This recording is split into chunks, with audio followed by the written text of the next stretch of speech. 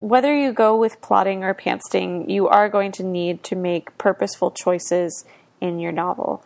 This is something that we're going to talk about in week 2 as we move into drafting. But even when you're thinking about your work and your project from the pre-writing perspective, you want to consider the impact that different choices will have on your writing. Here I'm discussing 3 different choices that you can make. First, will your piece be plot-driven or character-driven? Second, which point of view are you going to use? And third, which verb tense will you use to convey your story? For the first question, plot-driven versus character-driven, a plot-driven piece is one in which a lot of action is going down. An extreme example of this would be Die Hard, in which you have a plainclothes cop from New York saving a bunch of people in LA from being held hostage by a bunch of German terrorists. To borrow another example from the world of televisual media, Downton Abbey is a great example of a character-driven piece.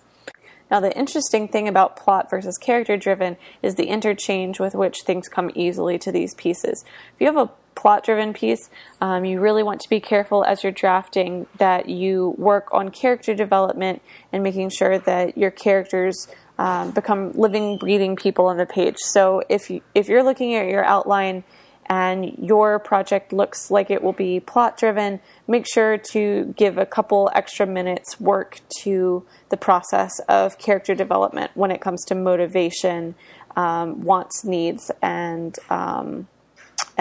conflict.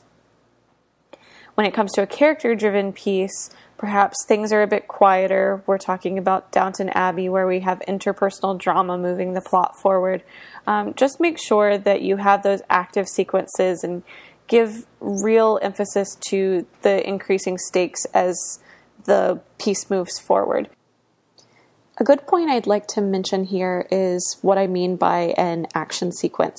Not all character action is created equal. For instance, John McClane climbing through an elevator duct is not going to be the same action as Lady Mary gossiping with her maid. So when I say an active scene, I simply want you to keep in mind that your characters should be doing something, whether that's making the bed, taking a walk, having a conversation over dinner, while elements that move the plot and the story forward happen to and because of them.